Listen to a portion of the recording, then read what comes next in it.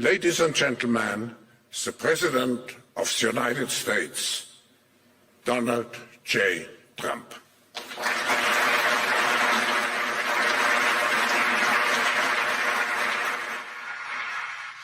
Well, thank you very much, Klaus, and hello to everyone in beautiful Davos. This has been a truly historic week in the United States. 3 days ago, I took the oath of office, and we began the golden age of America. The recent presidential election was won by millions of votes, and all seven, every one of them, all seven swing states. There was a massive mandate from the American people like hasn't been seen in many years, and some of the political pundits, even some of my so-called enemies, said it was the most consequential election victory in 129 years. That's quite nice. What the world has witnessed in the past 72 hours is nothing less than a revolution of common sense. Our country will soon be stronger, wealthier, and more united than ever before, and the entire planet will be more peaceful and prosperous as a result of this incredible momentum and what we're doing and going to do. My administration is acting with unprecedented speed to fix the disasters we've inherited from a totally inept group of people and to solve every single crisis facing our country. This begins with confronting the economic chaos caused by the failed policies of the last administration. Over the past 4 years, our government racked up $8 trillion in wasteful deficit spending and inflicted nation-wrecking energy restrictions, crippling regulations, and hidden taxes like never before. The result is the worst inflation crisis in modern history and sky-high interest rates for our citizens and even throughout the world. Food prices and the price of almost every other thing known to mankind went through the roof. President Biden totally lost control of what was going on in our country, but in particular with our high inflation economy and at our border. Because of these ruinous policies, total government spending this year is $1.5 trillion higher than was projected to occur when I left office just 4 years ago. Likewise, the cost of servicing the debt is more than 230% higher than was projected in 2020.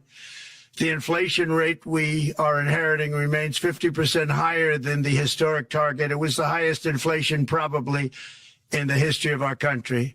That's why from the moment I took office, I've taken rapid action to reverse each and every one of these radical left policies that created this calamity, in particular with immigration, crime, and inflation. On day one, I signed an executive order directing every member of my cabinet to marshal all powers at their disposal to defeat inflation and reduce the cost of daily life. I imposed a federal hiring freeze, a federal regulation freeze, a foreign aid freeze, and I created the new Department of Government Efficiency. I terminated the ridiculous and incredibly wasteful Green New Deal. I call it the Green New Scam, withdrew from the one-sided Paris Climate Accord, and ended the insane and costly electric vehicle mandate. We're going to let people buy the car they want to buy. I declared a national energy emergency, and it's so important, national energy emergency to unlock the liquid gold under our feet and pave the way for rapid approvals of new energy infrastructure. The United States has the largest amount of oil and gas of any country on earth, and we're going to use it. Not only will this reduce the cost of virtually all goods and services, it'll make the United States a manufacturing superpower and the world capital of artificial intelligence and crypto. My administration has also begun the largest deregulation campaign in history, far exceeding even the record-setting efforts of my last term. In total, the Biden administration imposed $50,000 in additional regulatory costs on the average American household over the last 4 years. I have promised to eliminate 10 old regulations for every new regulation, which will soon put many thousands of dollars back in the pockets of American families. To further unleash our economy, our majorities in the House and Senate, which we also took along with the presidency, are going to pass the largest tax cut in American history, including massive tax cuts for workers and family, and big tax cuts for domestic producers and manufacturers. And we're working with the Democrats on getting an extension of the original Trump tax cuts, as you probably know, by just reading any paper. My message to every business in the world is very simple. Come make your product in America, and we will give you among the lowest taxes of any nation on earth. We're bringing them down very substantially, even from the original Trump tax cuts.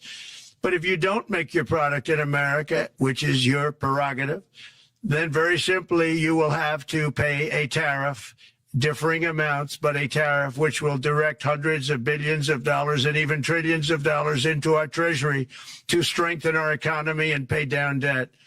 Under the Trump administration, there will be no better place on earth to create jobs, build factories, or grow a company than right here in the good old USA.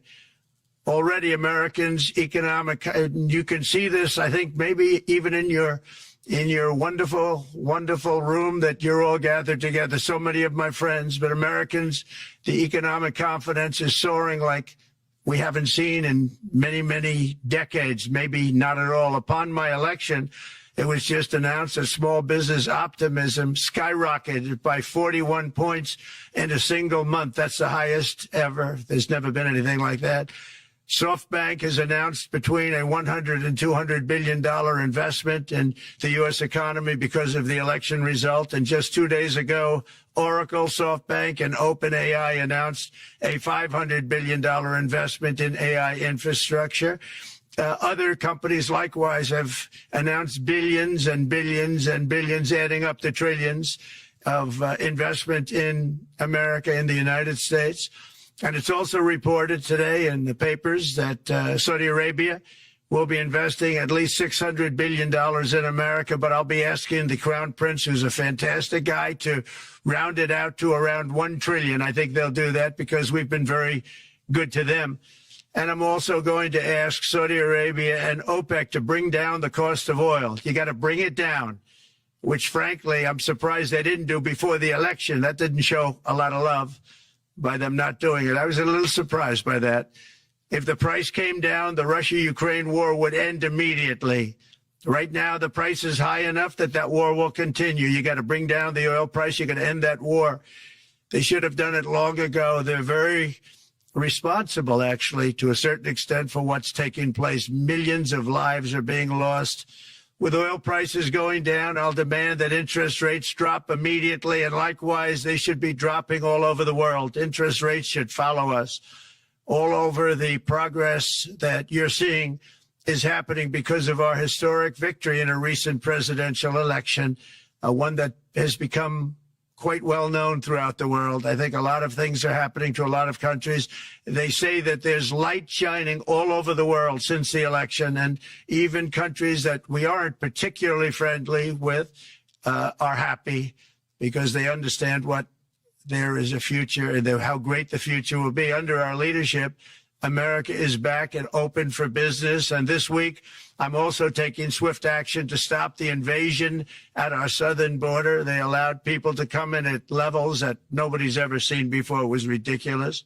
I decided and declared to do, and very, very importantly, a national emergency on our border, immediately halted all entry of illegal border crossers, of which there were many, and began promptly returning the illegal trespassers back to the place from which they came. That action, as you've probably seen, has already started very strongly. I've deployed active duty U.S. military and National Guard troops to the border to assist in repelling the invasion. It was really an invasion. We will not allow our territory to be violated. After 4 long years, the United States is strong and sovereign and a beautiful nation once again. It's a strong, sovereign nation. In addition, I'm pleased to report that America is also a free nation once again. On day one, I signed an executive order to stop all government censorship. No longer will our government label the speech of our own citizens as misinformation or disinformation.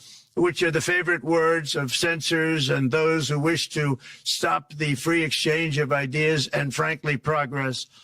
We have saved free speech in America, and we've saved it strongly. With another historic executive order this week, I also ended the weaponization of law enforcement against the American people and, frankly, against politicians, and restored the fair, equal, and impartial rule of law. My administration has taken action to abolish all discriminatory diversity, equity, and inclusion nonsense, and these are policies that were absolute nonsense throughout the government and the private sector. With the recent yet somewhat unexpected great Supreme Court decision just made, America will once again become a merit-based country. You have to hear that word, merit-based country. And I've made it official, an official policy of the United States, that there are only two genders, male and female. And we will have no men participating in women's sports, and transgender operations, which became the rage, will occur very rarely. Finally, as we restore common sense in America, we're moving quickly to bring back strength and peace and stability abroad. I'm also going to ask all NATO nations to increase defense spending to 5% of GDP, which is what it should have been years ago.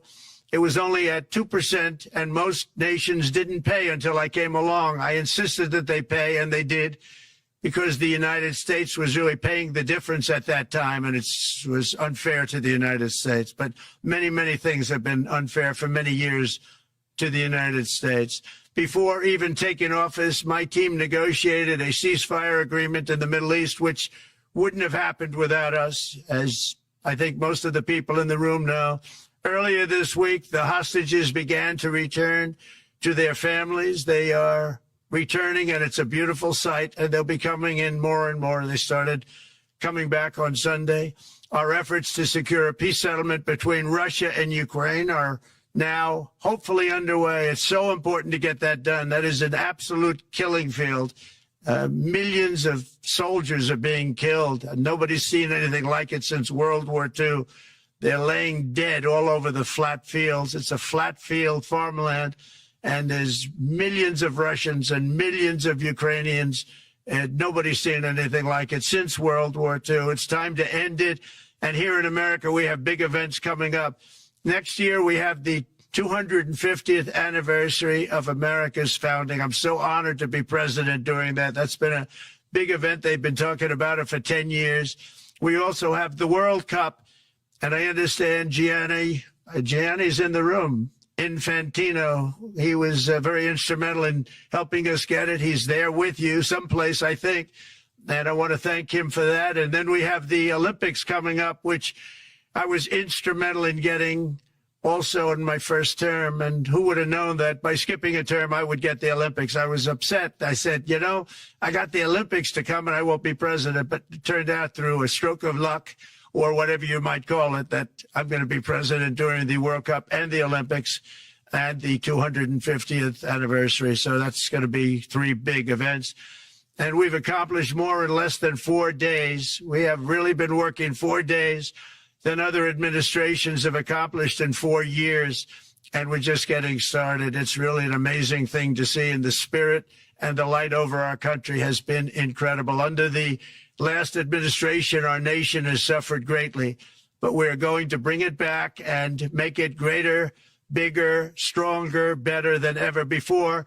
I want to thank everybody for being with you. I would have been there myself, except the inauguration was 2 days ago. I thought it might be a little bit quick to make it the first stop, but we'll get there one day. We hope to get there. But I do appreciate, I heard the audience is fantastic, and many of my friends are in the audience, and I will be taking questions now from some very distinguished people. Thank you all very much.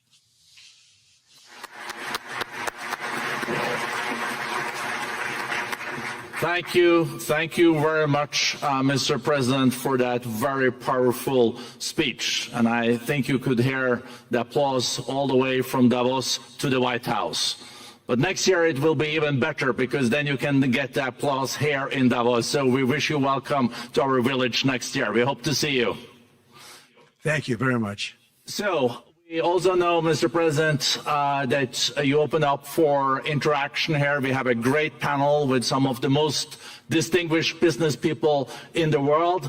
Let me start with someone that you know really well, that I think is almost a neighbor of you in Florida. Mr. Steve Schwartzman, Chairman, CEO, and co-founder of Blackstone Group. So, Steve, floor is yours. Well, Mr. President, I'm sure the Crown Prince of Saudi Arabia will be really glad you gave this speech today.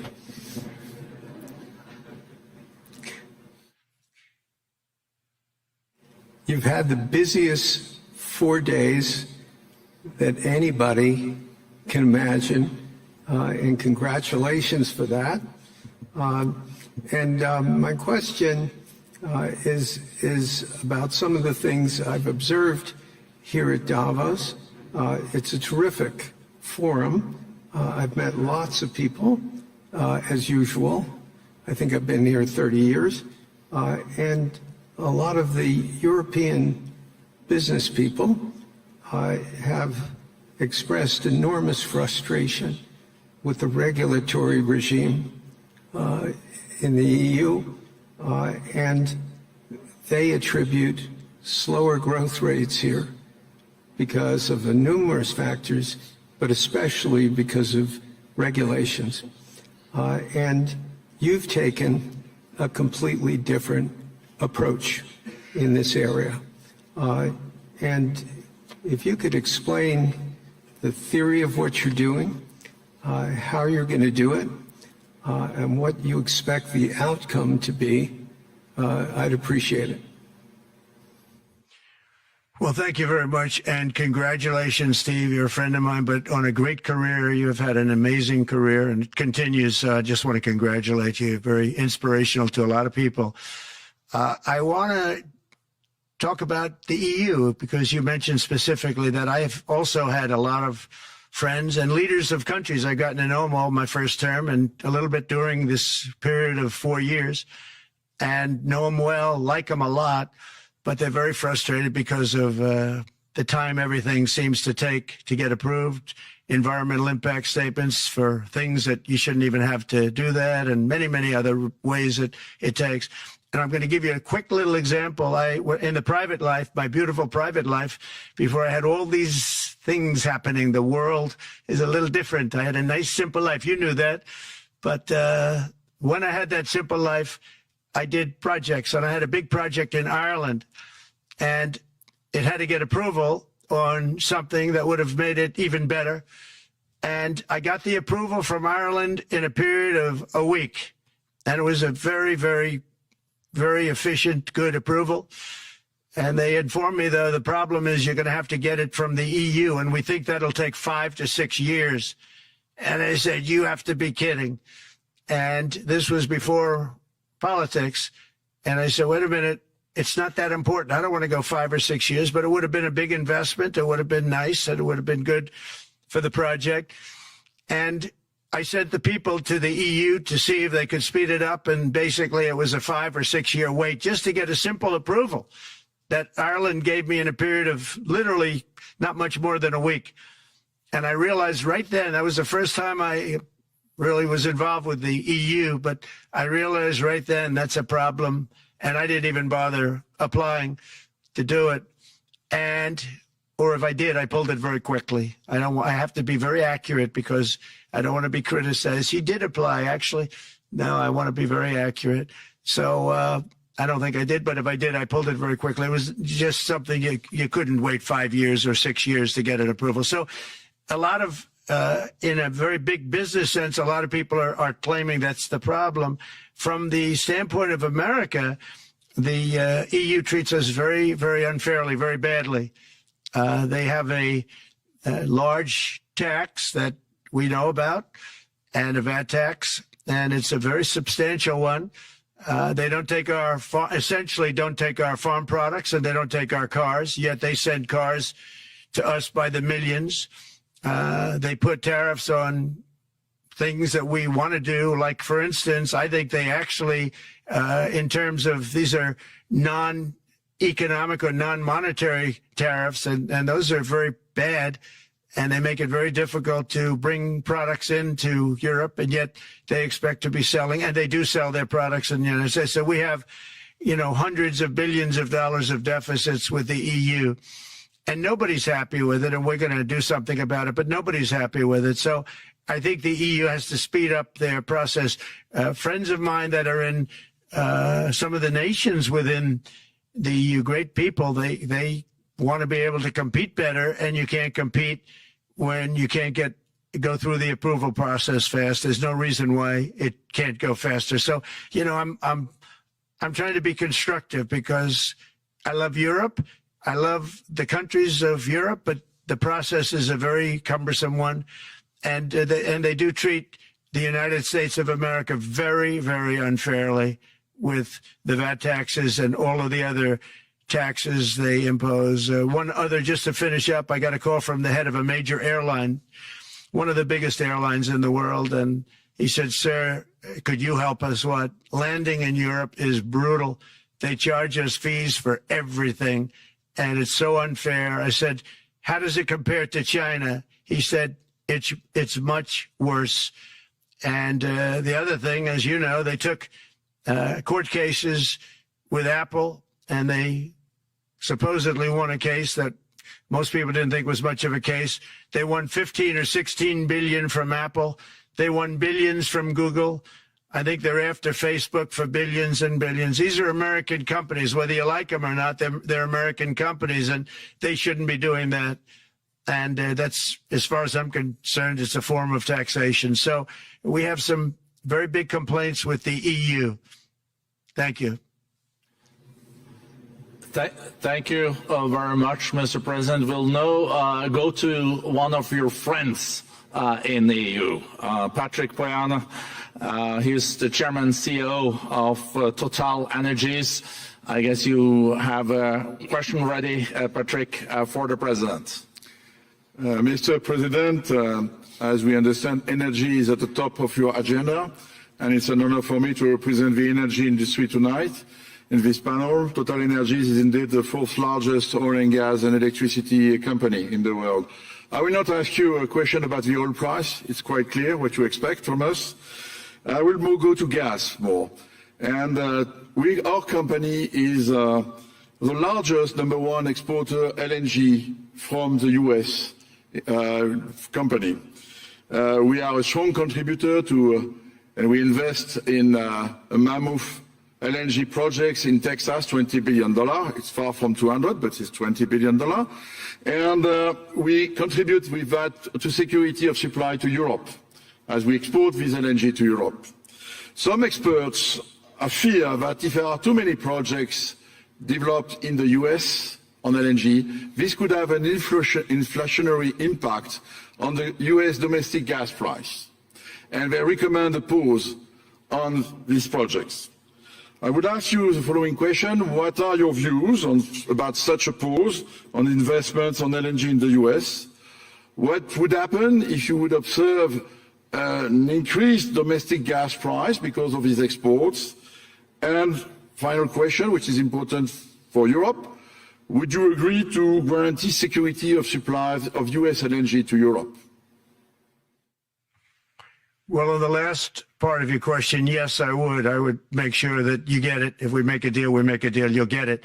Because a lot of people do have that problem. They make a deal and then it can't get supplied because of war-type problems and other problems. So we would absolutely do that. LNG is very interesting because when I took office for the first term, one of the first things I looked at was there were two very massive plants in Louisiana, a state that has been very good to me, won it by many, many points. And I felt strongly indebted to it, actually. And they said there are two plants that have been under environmental consideration for more than 10 years. And they were costing, as you say, you know how expensive those plants are, but they were costing like 12 billion and I think 14 or 15 billion. But they couldn't get their permits. They were in review for years, many, many years, like a decade or more. And I said, so ridiculous. I know so much about that because in the construction industry, I had to go through it too, but I got good at it after a while. But I saw the projects, and you're talking about a total investment of 25 to $30 billion, and it looked like it was going to end. They couldn't get their permits, and I got them done in less than a week. It was done, completed. In fact, when they called them to announce that it was done, the countries, largely countries, Japan was involved and another country and some very big investors, they couldn't believe it. They actually couldn't believe it. And I said, just do yourself one favor. Don't pay any consultants, because the only one that got it done was me. I got it done because it was the right thing to do for the U.S. and for the world, but the consultants had nothing to do with it. You know, the consultants go in and they say, give us millions of dollars because Trump did it. Nobody called me about it. I just heard it was a problem for years. And I got it done because it was the right thing to do for the U.S. and the right thing to do for beyond. It had to do with energy, very important. So I think it's very important. I think I disagree with one. I think the more that you do, the lower the price is going to go. And what I'd like to see is rapid approvals. We're going to give very rapid approvals in the United States, like with the AI plants, talking to many people want to build them. That's going to be a very big thing. We're going to build electric generating facilities. They are going to build. I'm going to get them the approval. Under emergency declaration, I can get the approvals done myself without having to go through years of waiting. And the big problem is we need double the energy we currently have in the United States. Can you imagine? For AI to really be as big as we want to have it, because it's a very competitive, it'll be very competitive with China and others. So I'm going to give emergency declarations so that they can start building them almost immediately. And I think it was largely my idea because nobody thought this was possible. It wasn't that they were not smart, because they're the smartest. But I told them that what I want you to do is build your electric generating plant right next to your plant as a separate building connected. And they said, wow, you're kidding. And I said, no, I'm not kidding.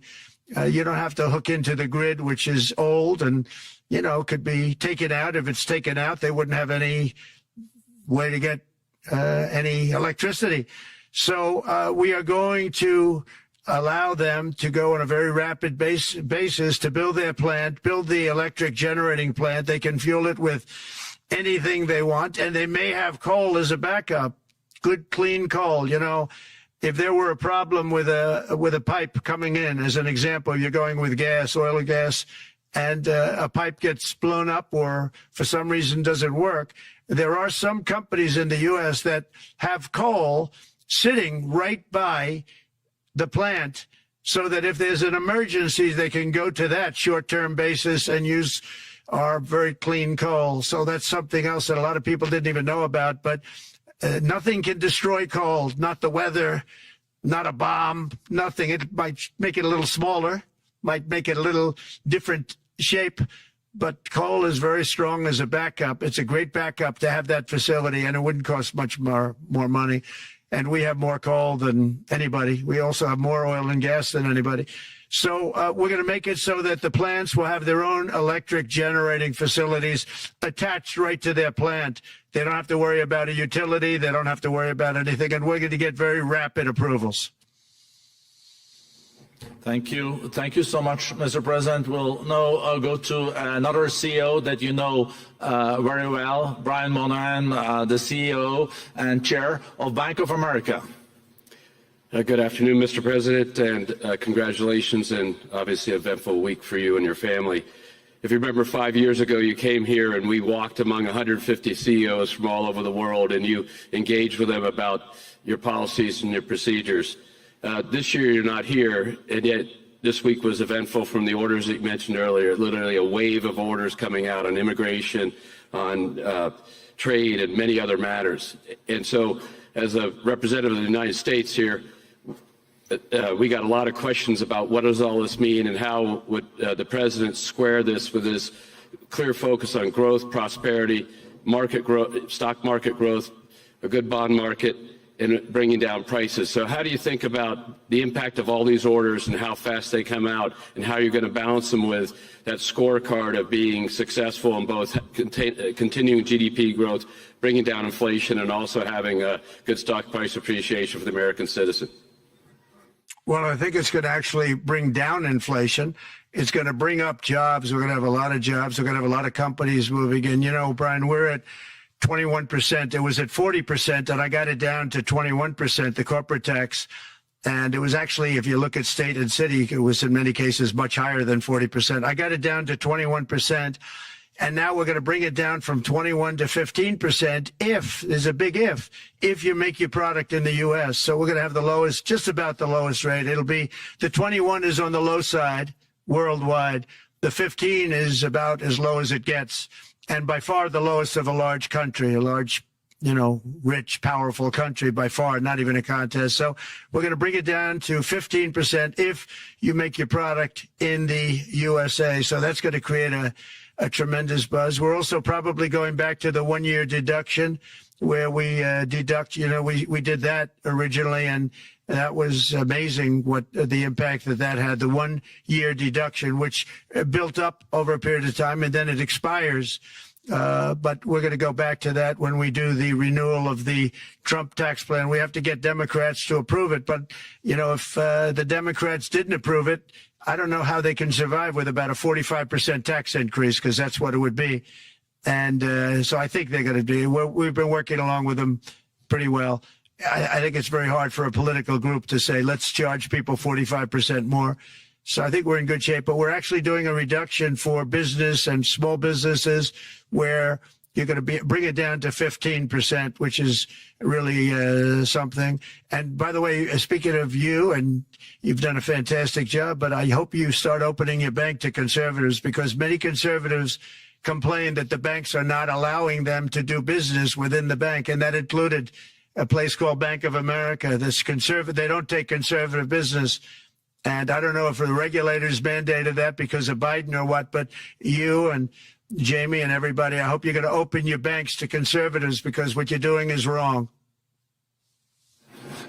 Mr. President, I'll say that your friend Gianni said hello, told me to tell you hello, and we look forward to sponsoring the World Cup when it comes, both this summer for the club and next year. So thank you for getting that for the United States. Thank you very much, Brian. Thank you, Mr. President. We'll now go to Anna Butin. She's the Executive Chairman of Banco Santander, one of the big European banks, and also in the U.S. So, Anna. Mr. President, congratulations on a historic victory. I believe you don't know me as well as my fellow panelists, so a few words. Santander is one of the largest banks in the world by number of customers, 170 million. That's more than my friend Brian or my friend Jamie have. And those...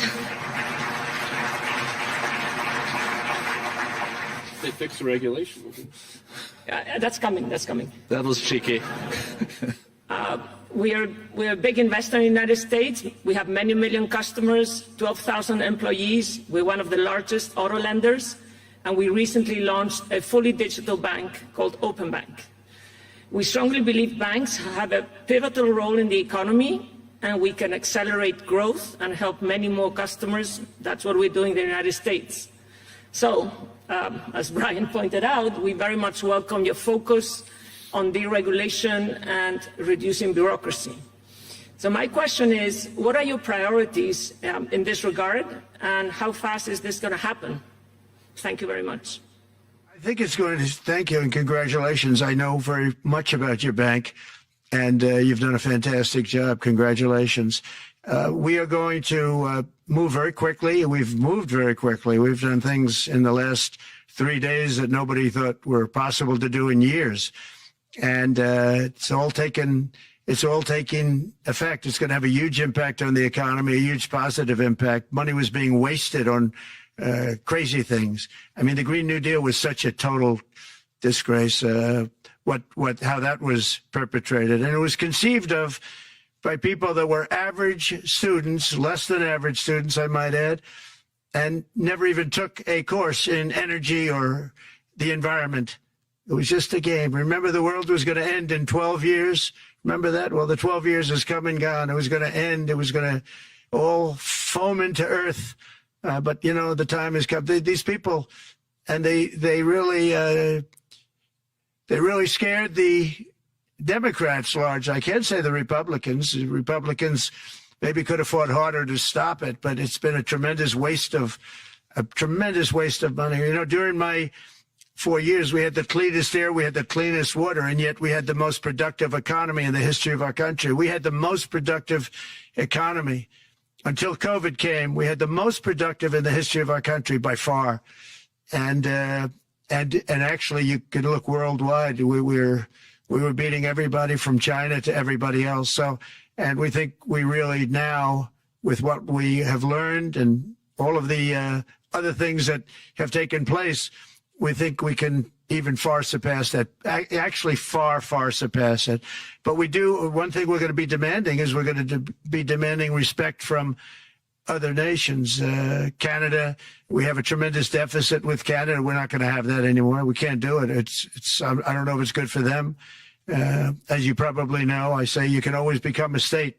And if you're a state, we won't have a deficit. We won't have to tariff you, et cetera, et cetera. But Canada has been very tough to deal with over the years. And it's not fair that we should have a $200 billion or $250 billion deficit. We don't need them to make our cars, and they make a lot of them. We don't need their lumber because we have our own forests, et cetera, et cetera. We don't need their oil and gas. We have more than anybody. So, you know, just as an example, with Mexico, we're dealing with Mexico, I think, very well. And we're just, you know, we just want to be treated fairly with other nations, because there's hardly a nation in the world, and I blame this on us, and I blame it on politicians that, for some reason, probably mostly it's stupidity, but you could also say other reasons, but mostly stupidity. They've allowed other nations to take advantage of the U.S., and we can't allow that to happen anymore. You know, we have debt. It's a very small debt when you compare it to the value of the assets that we have, but we don't want to do that. We want to just have debt be obliterated, and we'll be able to do that fairly rapidly. And a lot of good things are going to happen. And honestly, good things are going to happen for the world, and good things are going to happen for the people that are dealing with us, allies and beyond allies. One thing very important, I really would like to be able to meet with President Putin soon and get that war ended. And that's not from the standpoint of economy or anything else. It's from the standpoint of millions of lives are being wasted. Beautiful young people are being shot in the battlefield. You know, the bullet, very flat land, as I said, and the bullet goes, there's no hiding. And a bullet, the only thing going to stop the bullet is a human body. And you have to see, I've seen pictures of what's taken place. It's a carnage, and we really have to stop that war. That war is horrible. And I'm not talking economy. I'm not talking economics. I'm not talking about natural resource. I'm just talking about there's so many young people being killed in this war. And that's not including the people that have been killed as the cities are being, you know, knocked down building by building. So we really should get that stopped. Likewise, in the Middle East, I think we've made a lot of progress in the Middle East, and I think that's gonna come along pretty well.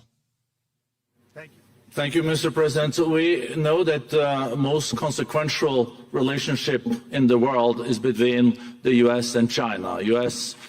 28% of the global economy, China close to 20%. That's almost half of the global GDP. And we know that you called President Xi Jinping last Friday. We heard that you had a good discussion. How do you see the relationship between the U.S. and China in the next 4 years under your leadership? He called me, but I see it very good. I think that we're going to have a very good relationship. All we want is fairness. We just want a level playing field. We don't want to take advantage. We've been having massive deficits with China. Biden allowed it to get out of hand. He's $1.1 trillion deficit. It's ridiculous. And it's just an unfair relationship. And we have to make it just fair. We don't have to make it phenomenal. We have to make it a fair relationship. Right now, it's not a fair relationship. The deficit is massive, as it is with other countries, a lot of Asian countries, actually. But we have deficits that are very big, and we can't keep doing that. So we're not going to keep doing that. But I like President Xi very much. I've always liked him. We always had a very good relationship. It was very strained with COVID coming out of Wuhan. Obviously, that strained it. I'm sure it strained it with a lot of people, but that strained our relationship. But we always had a great relationship, I would say, and we look forward to doing very well with China and getting along with China. Hopefully, China can help us stop the war with, in particular, Russia, Ukraine, and they have a great deal of power over that situation. And we'll work with them. And I mentioned that with during our phone conversation with President Xi, and hopefully we could work together and get that stopped.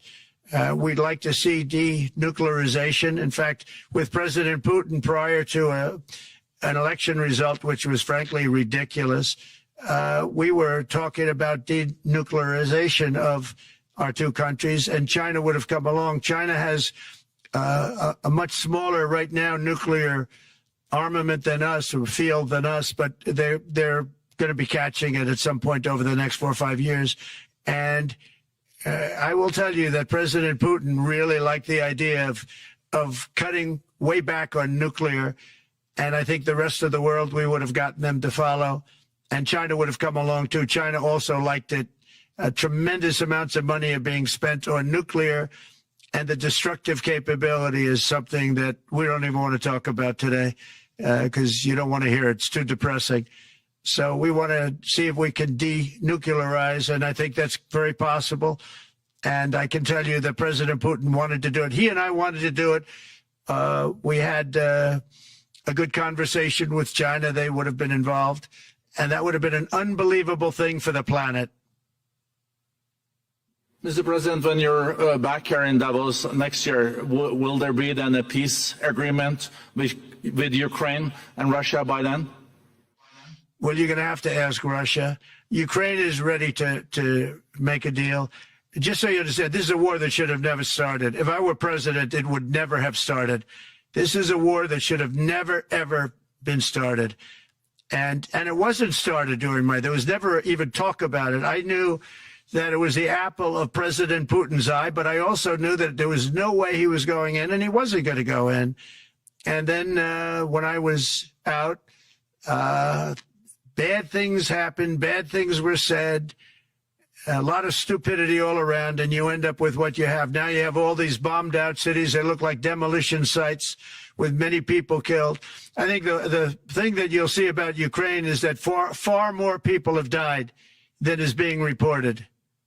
And I've seen that. But far, far more people have died. When you look at a city that's become a demolition site where big buildings have been collapsed by missiles hitting them and everything else, and they say one person was slightly injured. No, many people were killed. Those are big buildings. I was surprised at how that was my business. These are buildings that go 2 and 3 blocks long. They're 20 stories high. They're big, powerful buildings, and they were knocked down, and there were a lot of people in those buildings. That announced that 2 people were injured. That's not true. So I think you're going to find that there were many more people killed in Ukraine in the Ukraine war than anybody has any idea. But if you look now, so many of the people being killed are soldiers just facing each other with guns, rifles, and drones, the new form of warfare, drones. And it's a very sad thing to see. And when you see pictures of the fields that I see, nobody wants to see it. You'll never be the same. Thank you very much, Mr. President, on behalf of all the 3,000 participants here in Davos. We really underline that joining us the third day in your presidency, live taking questions here, is so appreciated, and we are already ready for receiving you next year in person. So thank you very much, and all the best from Davos. Thank you. Thank you very much. Thank you.